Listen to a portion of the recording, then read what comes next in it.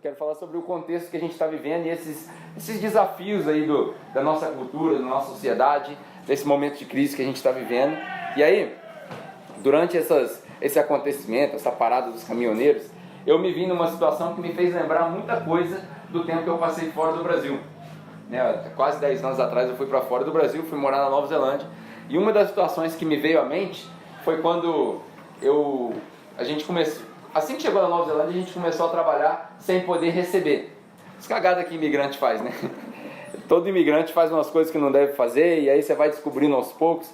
E aí eu comecei a trabalhar sem poder receber. A gente não tinha o CPF de lá, né? A gente não tinha o número de CPF de lá. Então a gente ia trabalhando, acumulando, mas não recebia. Como eu levei uma reserva para o país, a gente foi gastando aquele dinheiro, até que chegou um dia que a minha esposa virou para mim e falou assim: ó, agora acabou. Olhei aqui no armário, não tem nada. Mas não é aquele nada de tipo, tem um miojo, dá para quebrar um galho. Não tinha nada. Zero. Eco. Aí ela me ligou desesperada, falou: acabou a comida, acabou tudo, não tem nada. Aí ela fez uma pergunta, né? E agora? E agora? E aí eu do outro lado lá, eu trabalhava de pintor, né? Tava todo sujo. Ela falou: e agora o que eu faço? Fiquei perturbado. Ela pegou a motoquinha, tinha uma motoquinha, pegou a motoquinha com os últimos 5 reais de gasolina que tinha, atravessou a estrada, foi parar lá do outro lado onde eu trabalhava e me fez a mesma pergunta: e agora? Eu falei: não sei. Não sei o que a gente vai fazer. Daí ela foi para a igreja lá, sentou lá na igreja, era até uma igreja católica, eu acho, né? Sentou na igreja lá, e aí veio uma irmã lá, botou a mão no ombro dela, falou: por que você está chorando, meu filho? Falou igual a menininha de rua, chorando porque eu tô com fome. Aí a tia foi lá, comprou um saco de pão de forma, deu uns negócios para ela lá. É Deus agindo, né? Então essas situações a gente se pergunta: e agora? Né? Quando a gente foi aplicar para o nosso visto, por exemplo, porque quando você mora fora do país, você precisa de uma permissão do governo para trabalhar. E aí a gente preenche nos documentos, faz uma entrevista, e lá eles perguntam várias coisas, você tem que responder com a verdade, porque eles vão verificar. E aí você se pergunta: e agora? Respondo que é certo ou respondo que é melhor para mim? Vários amigos meus passaram por essa situação, onde você tem que contar aquela mentirinha que não machuca ninguém e tal, e aí você se pergunta: e agora?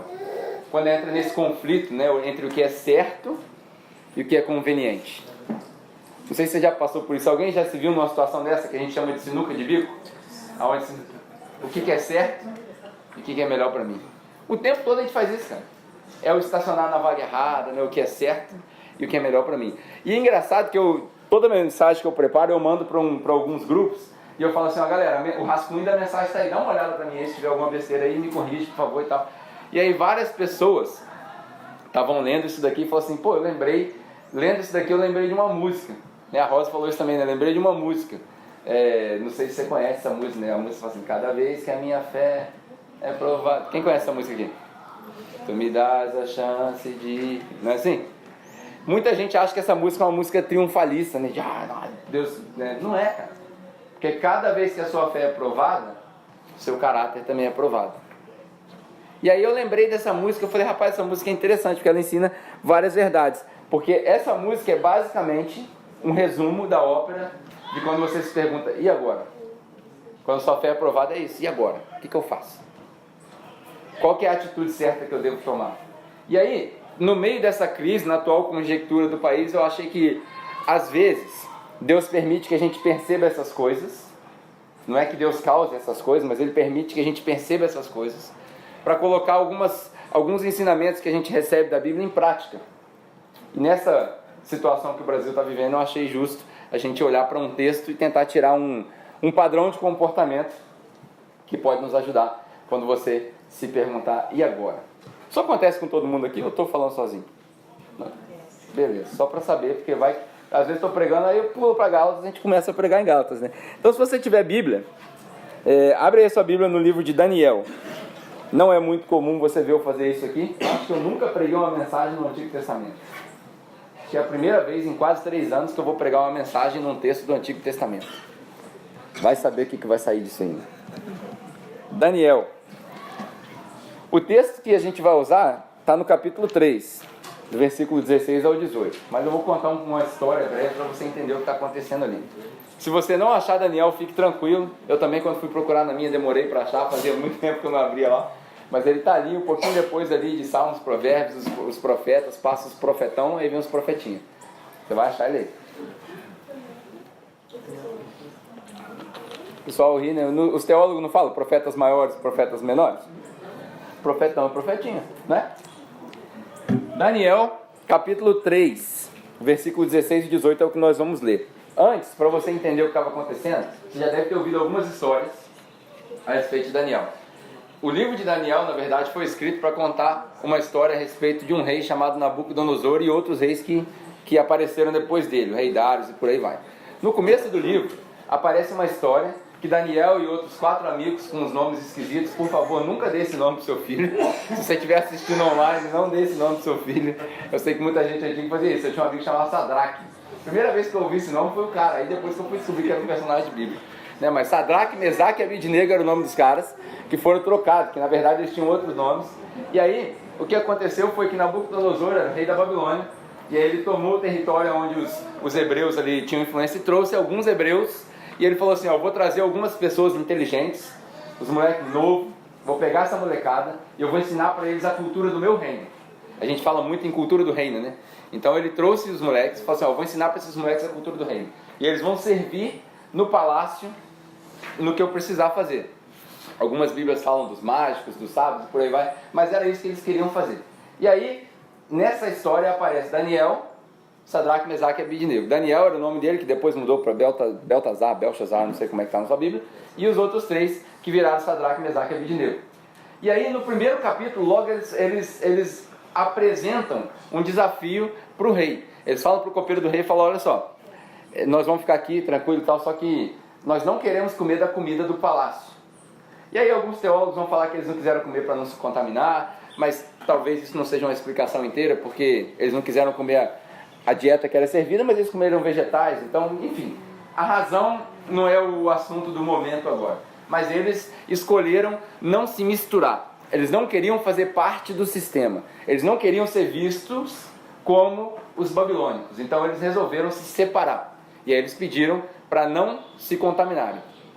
Passou um tempo, aí o copeiro concordou, passou um tempo, fizeram uma análise lá e viram que eles estavam mais saudáveis, mais fortes, mais bonitos. E aí está uma dica para quem quer ser vegetariano, né? Talvez funcione. Mais bonitos do que os caras. E aí falou, pô, beleza, então os caras não precisam se contaminar. Isso acontece no capítulo 1. No capítulo 2, o rei tem um sonho esquisito, com estátua e tal, papai, e ninguém consegue interpretar. O rei fala, vamos mandar matar todo mundo, porque essa molecada não sabe de nada, e na cabeça dele eles tinham que conseguir ler os sonhos, né? É igual você chegar pra mim e falar assim, aí, o que eu sonhei na noite passada? Eu sei lá o que você sonhou na noite passada, mas na cabeça dele eles tinham que interpretar o sonho do cara. E aí ele ia mandar matar todo mundo, aí Daniel chega e fala assim, não, faz isso não. Faz isso não, porque o Deus que eu sirvo também interpreta sonho. Eu falei, ó, tem um negócio novo aí no menu de Deus, né? Ele também interpreta sonho, deixa que eu interpreto. E aí ele foi lá, falou do sonho e tal, e ele falou, ó, show. Deus Daniel é sinistro mesmo. Aqui, ó, o cara interpretou, é isso aí, pá. Beleza, chegam no capítulo 3, aí eles são apresentados com um outro desafio. Porque o rei, mesmo tendo visto que Daniel tinha esse Deus lá sinistrão, que era maior que todo mundo, que era o melhor de todos, ele vira e faz uma estátua dele e fala, toda vez que tocar o som aí da harpa, da flauta, tocar, todo mundo tem que se dobrar e tem que adorar essa estátua. E aí aconteceu que na história que a gente vê, esses 3 amigos de Daniel resolvem não se dobrar. E aí o rei fala assim, não, que é isso? Eu que sou o cara aqui. Então eu fiz a estátua, vai dobrar, mano. Na hora que tocar, vai dobrar. Então chama os caras aí que eu quero ver se é isso mesmo. Aí chama os caras vêm no palácio. E aí chega no capítulo 3, onde a gente está lendo. Ele vira e fala assim, então, qual é essa parada aí? Se fosse na língua de hoje. É isso aí mesmo? Eu fiz um negócio aqui, vocês não vão se dobrar, é isso mesmo? Vou te dar uma segunda chance, vou dar uma segunda chance para vocês. Quando tocar o negócio aqui, vocês vão se dobrar e vão adorar a minha imagem. Aí eles respondem do jeito que está no texto que a gente vai ler. Daniel capítulo 3, versículo 16 a 18. Olha a resposta deles.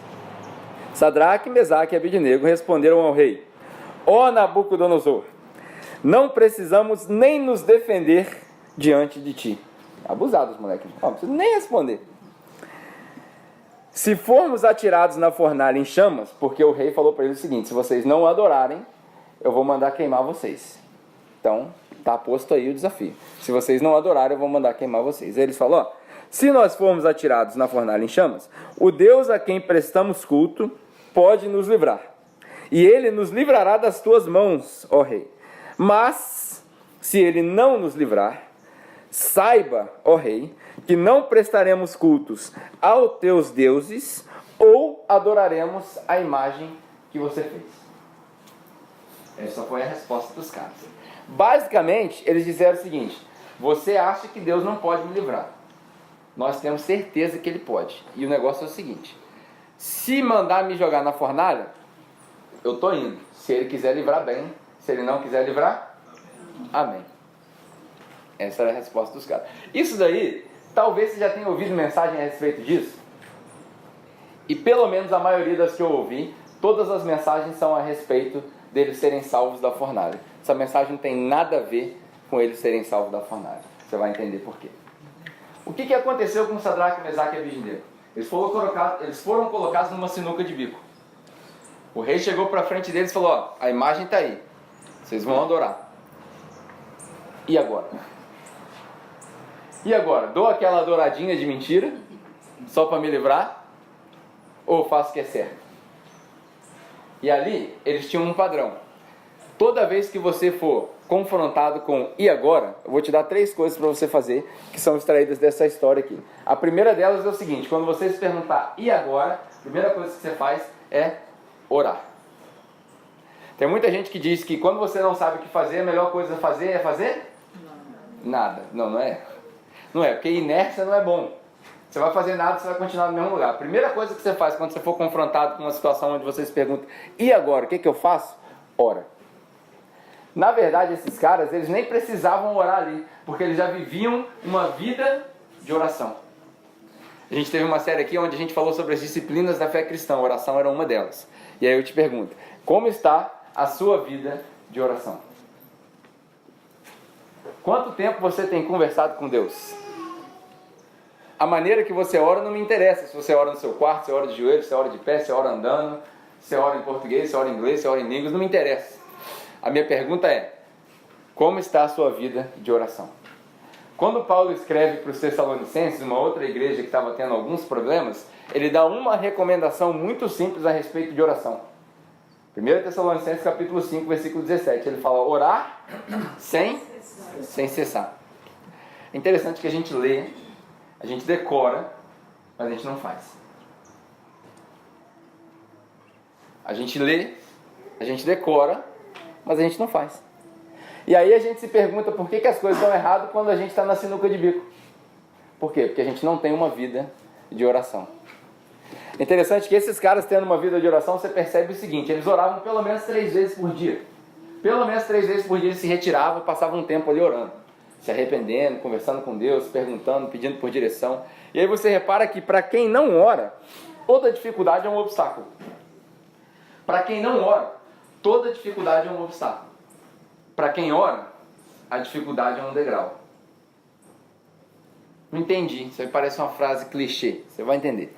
Para quem não ora, normalmente uma dificuldade que aparece é um obstáculo. Ó, parei aqui. Para quem normalmente ora, aquilo é um degrau. A mesma coisa aconteceu com Paulo. Quando o Paulo aqui da Bíblia, o Paulo aqui que escreveu a maior parte do Novo Testamento, ele foi viajar, igual a gente foi viajar para o Rio Grande do Sul. Ele caiu numa cidade chamada Troas, e ele estava esperando encontrar com os brothers dele lá. Agora não me lembro se era Timóteo, se era Tito. Atos 16 é a história. Ele chega lá e ele fica irado. Fala: pô, os caras não estão aqui, mano. O que eu vou fazer aqui? Estou sozinho aqui, minhas paradas não estão aqui, meu livro não está aqui, meu comentário não está aqui, a Bíblia não está aqui, o Timóteo não chegou, e pô, a comida dos caras é ruim. Enfim, um monte de coisa. Ele fica perturbado. Mas ele tinha uma vida de oração. E aí, num sonho, aparece um cara que ele identifica que é da Macedônia, sei lá como que ele identificou. Se fosse nós hoje, aparece um japonês e fala: do Japão, vou lá. Ele identificou que o cara era da Macedônia e falou: ó, o cara me chamou para Macedônia, vamos embora. A dificuldade que ele teve foi uma porta aberta.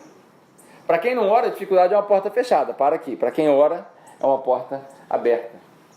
Eu acho que eu já contei essa história aqui uma vez, né?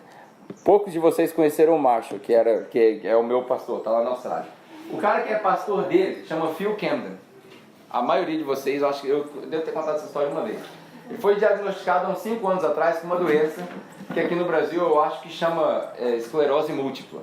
É aquela doença do balde de gelo, não é isso? É isso que chama? Ela. Em inglês chama ALS, né? E ele foi diagnosticado há uns 5 anos com essa doença. E os médicos deram para ele 6 meses de vida. Ele está vivo até hoje, teimoso. E ele é um cara que é difícil de segurar. Ele anda de cadeira de roda já, porque ele não consegue andar, porque as pernas tremem, porque ela vai degenerando os ossos e tal. E é muita dor o tempo todo. Às vezes você olha para ele e ele está assim, ó. Tá segurando a dor. Aí você vem conversar com ele, ele disfarça, dá um sorriso e continua falando.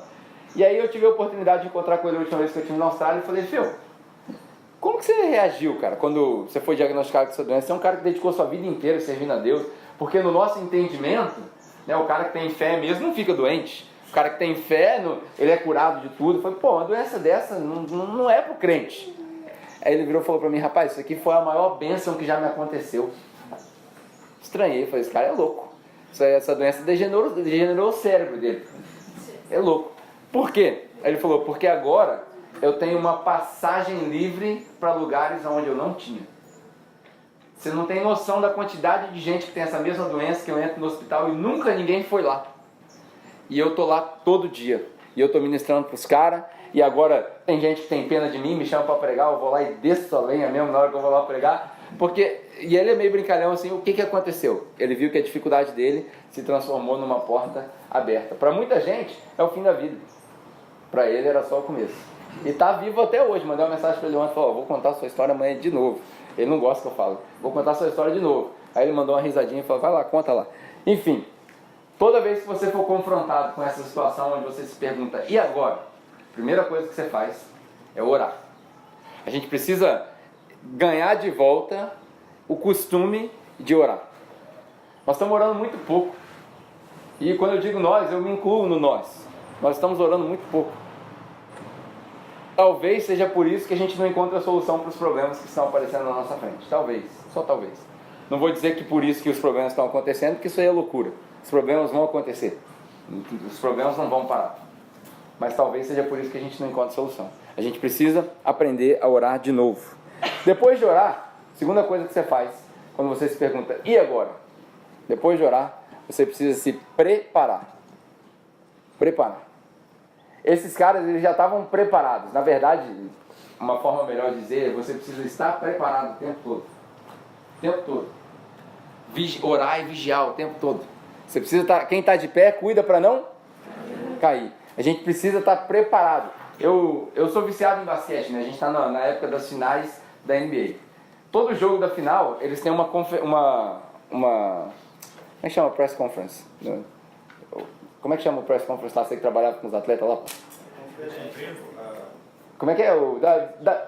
Quê? Conferência de empresa? Não é conferência de empresa. É o negócio da entrevista lá que os atletas dão depois do jogo. Esqueci. Coletiva de imprensa. É isso aí. Todo jogo tem uma coletiva de imprensa depois. E eu, porque eu sou tão viciado, eu fico assistindo a coletiva de imprensa. Para ver os caras falando por que deu errado, qual foi a jogada que deu errado, tal. E é interessante ver que, perdendo ou ganhando, os atletas de alta performance, eles sempre falam o seguinte, nós treinamos o ano inteiro para esse momento. Todas essas jogadas, as coisas que acontecem, as situações que acontecem no jogo, nós treinamos o ano inteiro para esse momento. É para isso que nós nos preparamos. Se eu pudesse pegar esse contexto e trazer para a nossa vida, quando o problema acontece, é para isso que você deveria estar preparado. Esses caras já estavam preparados já há muito tempo. Eles resolveram não se contaminar, resolveram não viver o estilo de vida dos babilônicos, eles resolveram não se envolver, não fazer parte do sistema. Segunda pergunta, você está se preparando? Porque você precisa entender o seguinte, você começou a orar, você entendeu que você precisa se preparar porque vai vir chumbo grosso. É porque os problemas provavelmente vão piorar. Às vezes as pessoas vêm aqui e falam assim, pô, as mensagens são muito negativas, são meio deprê, as mensagens não, é realista. A mensagem é realista. Não adianta nada eu pregar para você e falar assim, ó, o melhor ainda está por vir. Isso é mentira. A maioria das pessoas, se você pegar no YouTube e falar assim, ó, vou assistir uma pregação sobre assunto tal, tem muita gente falando, o melhor ainda está por vir, Deus tem o melhor para você. Eles estão te enganando. Estão te enganando. Infelizmente, eles estão te enganando. O melhor para você é o céu. Aí vem o ditado, né? Todo mundo quer ir para o céu, mas ninguém quer morrer. Nós somos um crente tão fajuto que a gente tem medo da morte. Ainda tem gente que tem coragem de dizer que tem medo da morte porque é desconhecido. Eu não consigo entender, cara, esses crentes. A gente não devia ser assim. A gente precisa se preparar porque vai piorar. Ah, vai vir a eleição agora em 2018, o Brasil vai melhorar. Engano seu. Não vai melhorar. Os Estados Unidos também não vai salvar a pátria. Eles não vão mandar o Capitão América para salvar o mundo. Não funciona assim. Provavelmente as coisas vão piorar muito. Muito. É só ler sua Bíblia. O que nós estamos vivendo não me parece ser nem o começo das dores, de Mateus 24 até 27. Parece ser nem o começo das dores. Está todo mundo aqui, ó, bonito, livre, maquiado. Não tem ninguém aqui. A gente não tem guarda ali, ó, para ver se está vendo ninguém aqui metralhar a gente. Me parece que as coisas vão piorar. Pergunta: você está preparado? Para preparar tem que ter muita oração, para você conseguir sentir as coisas que estão acontecendo. E você precisa se preparar.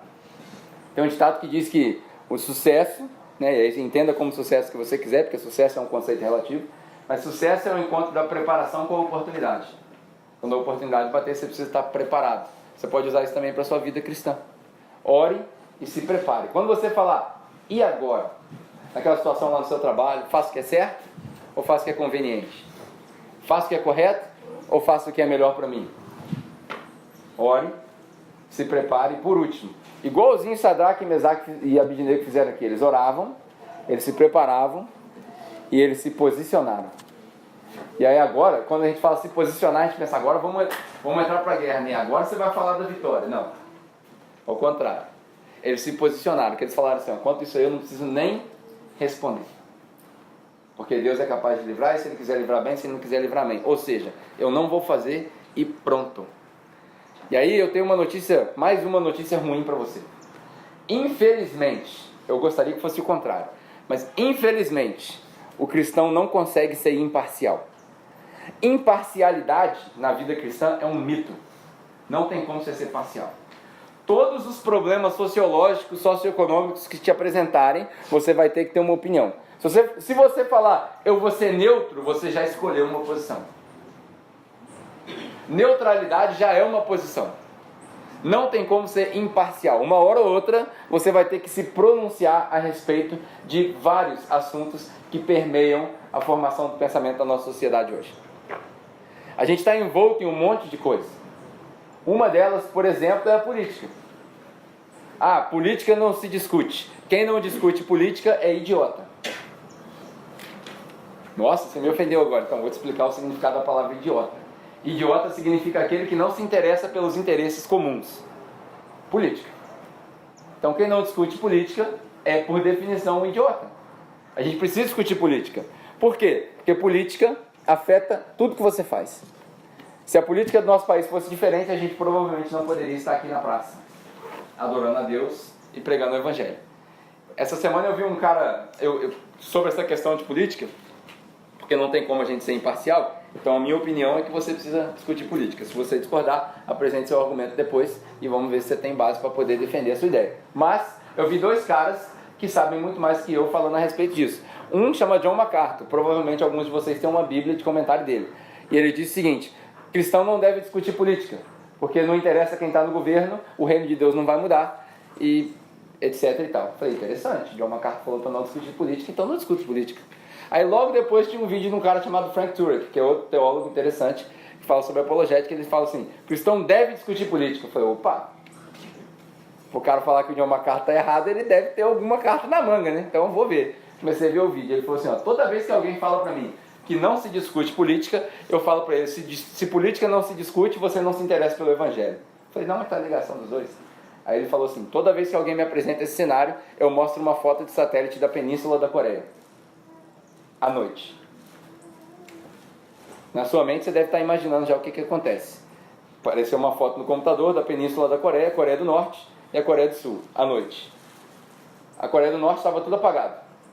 A Coreia do Sul estava tudo aceso. Aí ele pergunta, tem como pregar o Evangelho na Coreia do Norte?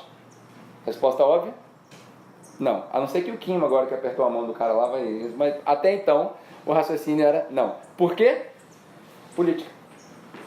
Simples. A política afeta tudo. A política afeta como você faz seus negócios, a política afeta como você vai para a escola, a política afeta como você se relaciona com sua família, a política afeta se você pode ou não pode pregar o Evangelho. A política afeta tudo. Nós temos a oportunidade agora, em outubro, de exercer o direito que muitos lutaram para a gente conseguir de votar. Tem muita gente que fala assim, não vou votar não. É igual a galera que botou gasolina a R$6 quando os caminhoneiros estavam na pista. Ah, mas aí você está tocando numa ferida e tal. Eu recebi um meme interessante essa semana, porque o cara me mandou uma foto falando o seguinte: o brasileiro é um povo curioso. Quando começa a falar o brasileiro, eu já me costo todinho, né? Porque o brasileiro é um povo que tem que ser estudado pela NASA. Realmente é uma espécie diferente. O meme dizia o seguinte: o brasileiro é um povo curioso. É o único povo na face da terra que no momento de um protesto contra o preço de um determinado produto, esgota o estoque do mesmo produto por um preço mais alto que o preço protestado. Para quem não entendeu, eu vou falar de novo. O brasileiro é um povo curioso. É um povo que no mesmo momento do protesto contra o preço de um produto, esgota o estoque desse mesmo produto por um preço mais caro do que o preço protestado. Nós estávamos protestando o preço do diesel, álcool, gasolina, 4,60 e pouco, 4,70 e pouco. Acabou o estoque, né? Aí os postos ficaram só com o que eles tinham. Os empresários, aproveitando a onda da oferta e procura, aumentaram o preço para R$6. Teve lugar no Brasil que estava R$8 e tinha gente enchendo o tanque.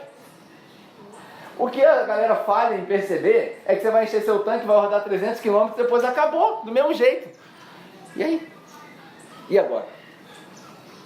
Nessa viagem no Rio Grande do Sul, a gente teve que fazer essa pergunta. E agora? A Ração estava comigo, o Ítalo estava comigo. Terça-feira era pra gente voltar. Tinha gasolina em alguns lugares ainda. Eu falei, cara, não é certo a gente abastecer essa gasolina a R$6. Os caras estão na rua. Eu quero voltar para casa. Eu estava 6 dias fora. Queria voltar para casa, mas os caminhoneiros estavam a 9. E aí eu mesmo fiquei nesse conflito. Eu tô admitindo para você que eu fiquei nesse conflito. Faço o que é certo, que é não pôr gasolina, ou eu faço o que é conveniente para mim? Eu dei graças a Deus quando falaram que na nossa cidade acabou a gasolina, porque se dependesse de mim, eu acho que eu tinha enchido o tanque para vir embora. De tão podres que nós somos. Nós somos muito ruins, nós somos muito egoístas. Ao mesmo tempo que agora, Cuba acabou de sofrer um strike lá, porque veio um furacão, detonou a cidade inteira, detonou quase o país inteiro, e esse furacão está se alastrando para a Flórida. Na Flórida a gente já tem notícia que o governo tirou, não reduziu não, tirou todos os impostos dos produtos de sobrevivência, e os empresários baixaram o preço dos produtos de sobrevivência. É de chutar o balde mesmo. Falar, pô, esse Brasil é uma... Prometi pra mim que não podia falar palavrão na mensagem. É revoltante, cara. Revoltante. Aí nós temos uma chance agora de não ser parcial. Aí sabe o que eu escuto todo dia? Ah, a gente até tenta fazer a nossa parte, mas ninguém faz, né? Aí a gente entra. Você é um bosta, igualzinho os outros. Falei, estraguei. Pô, eu não vou votar não, porque ninguém vota. Eu não vou parar na vaga certa não, porque o fulano de tal ali para no amarelo. Nunca vai mudar. Nunca vai mudar. Aí a gente vê essa igreja medíocre que a gente vive. Sabe por que a nossa igreja não tem representatividade? Sabe por que a bancada evangélica é uma bagunça? Sabe por que nada muda na nossa cidade? Porque a igreja está morta. A igreja está morta. Sabe quem que é a igreja? Nós. Nós somos a igreja. Essa mensagem é muito difícil de viver. Daí a gente vê essas instituições onde as pessoas se reúnem no clube, toca a luzinha, toca a música, tuts, tuts, tuts, tuts, tuts. Vem o pregador e fala que tudo vai melhorar, e a gente sai de lá se achando o máximo. Tolos. Como diz Paulo para Gálatas, tolos. Quem foi que pregou para vocês esse outro evangelho? Então vocês tiraram isso. Jesus nunca pregou isso. Enquanto o mundo está dizendo para você esse tipo de coisa, Jesus está falando, abre o olho que o bicho vai pegar. Ai de vocês. Ele até fala num dos textos, ele fala assim, ai de quem tiver grave, que vai dar trabalho para correr. Esse é o evangelho. E agora? Quando confrontado com esse evangelho, e agora? A gente precisa se posicionar. A gente vai orar pelo nosso país? Vamos orar. A gente vai se preparar para o chumbo grosso? A gente vai se preparar. Mas a gente precisa se posicionar. E aí que a gente mostra a diferença. Por quê? O que é se posicionar? Se posicionar não é um movimento de revolta contra o homem. É um movimento de submissão à lei de Deus. Muita gente acha que se posicionar é se revoltar contra alguma coisa. Ah, eu sou contra isso, eu sou contra aquilo. Agora está na moda o tal da discussão do LGBT. Eu sou contra não sei o que, eu sou contra... Cara, a igreja não precisa ser conhecida pelo que nós somos contra. A gente precisa ser conhecido por aquilo que a gente é a favor. A gente precisa começar a falar outra língua. No momento que está todo mundo querendo extorquir a população, aumentando os preços, a gente pega o que a gente tem na nossa casa e divide, sem se preocupar com o que vai acontecer amanhã. É aí que a gente põe em prática Mateus 6,33, cara. Não se preocupar com o que você vai beber, comer ou vestir, porque a vida é muito mais que isso. Para cada dia basta o seu mal. Busca primeiro o reino de Deus e a sua justiça. Olha aqui, ó. Bem-aventurados são os que têm sede de justiça. O que é isso? É a justiça social. É eu ver o meu irmão na necessidade e falar assim, não, cara, não, pode vir comer na minha casa. Mas acabou o arroz no supermercado, não tem problema, porque amanhã, quando acabar o meu, aí Deus manda chover. É o maná, cara, é o conceito do maná. Cada dia tem o seu.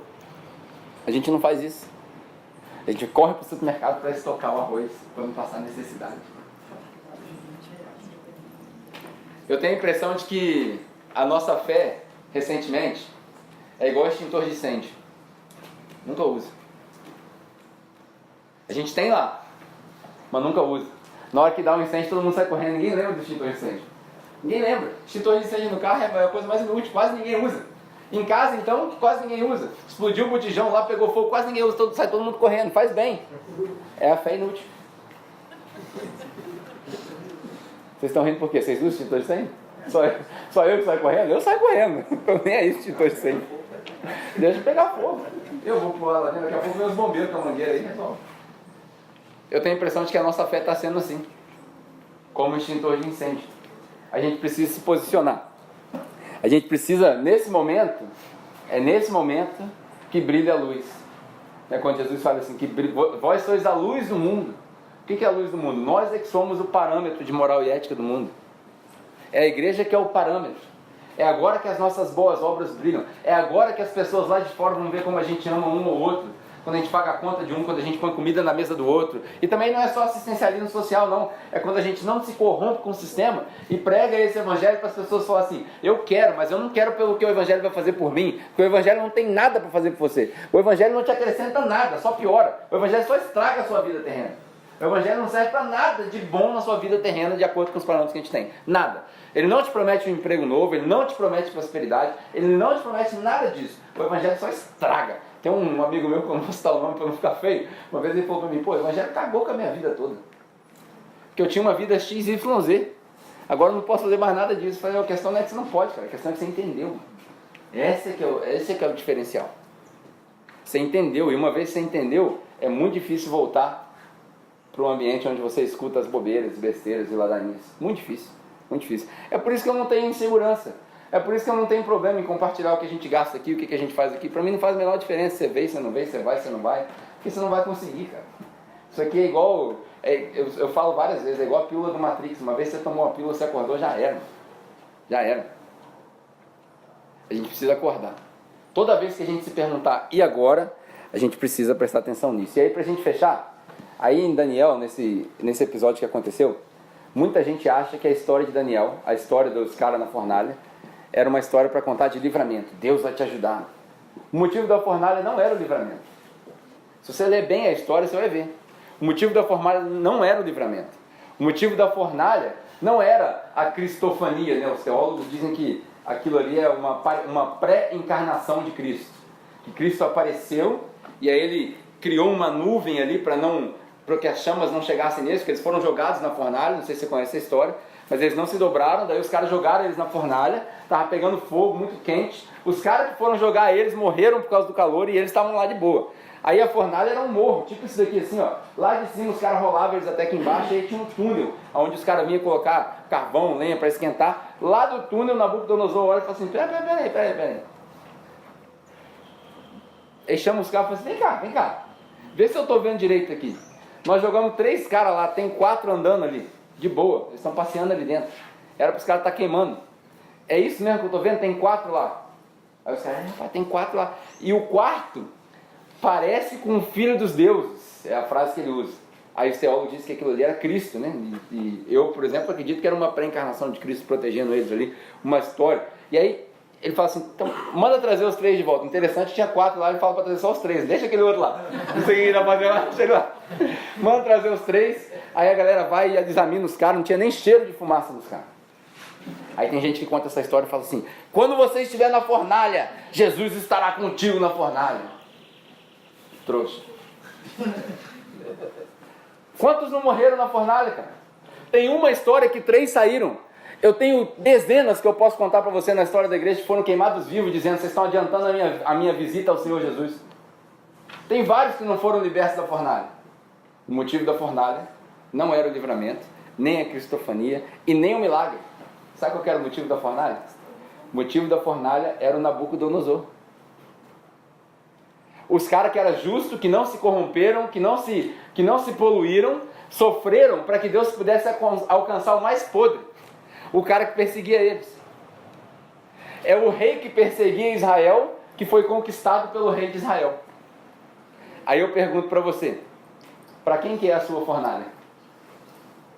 Porque tem muita gente que está na fornalha e está esperando Jesus. Vem me livrar. Você devia estar procurando. Quem que está se beneficiando aqui? Do meu sofrimento, quem é que está levando vantagem? Porque é aquele ali que Deus está querendo mostrar alguma coisa.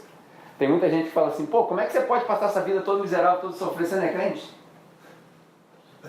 Aí a resposta que a gente deveria dar é o seguinte, é por isso mesmo que eu estou passando isso. Porque no mundo, nós teremos tribulações. E eu aqui, ó, saí igual o Pedro lá dos caras, dando glória a Deus, porque eu sou digno de apanhar pelo Evangelho. Quantos de nós temos coragem de fazer isso? Para quem é a sua fornalha? Para quem que é o seu ir agora? Você está passando essa aprovação toda lá que você está passando, e aí tem gente prometendo um monte de coisa, e eu pergunto para você, dá um passo para trás, ora, tenta discernir para quem que é, porque é aquele ali que Deus está tentando alcançar. A gente precisa aprender o propósito disso tudo, porque é aí que é o inexplicável. Quando a gente ora, quando a gente se prepara, quando a gente se posiciona, a gente abre espaço para o inexplicável. Aquele 4º homem lá é o inexplicável. O viver com Deus no controle é o inexplicável. O aceitar as coisas que são inaceitáveis é inexplicável. A graça é inexplicável. Por que Deus queria falar com Nabucodonosor? Desde o primeiro capítulo ele está tentando falar com ele. Desde o primeiro. Mostrou Daniel, deu sonho pro cara. No capítulo 3 tem essa parada aí. Ele chega até a falar no capítulo 3, ele fala, ó, ninguém fala mal do Deus dos caras, porque o Deus dos caras é sinistro mesmo. No capítulo 4 ele chega a ponto de admitir que Deus é Deus mesmo, ele exalta Deus. Alguns teólogos dizem que Nabucodonosor se converteu ali no final da história dele, no último ano do reino dele, ele se converteu. Deus passou isso tudo para alcançar um cara. Para quem é a sua fornalha? Não é para quê? Para quem? Para que você não precisa de resposta. Já era previsto já. As coisas não vão melhorar. As coisas vão só piorar. E nós vamos passar pela fornalha dando glória. Se ele livrar, bem. Se ele não livrar, bem também. Amém? Senti firmeza nesse amém, né? Não tem ninguém querendo passar pelo fogo. Se eu falasse que o ouro purifica, né? Sai precioso e tal, todo mundo, glória a Deus! Nós vamos passar pela fornalha, se ele livrar bem, se ele não livrar, bem também. Amém? Amém! Bom, ficou melhor. Show de bola. Vamos ficar de pé para a gente poder orar?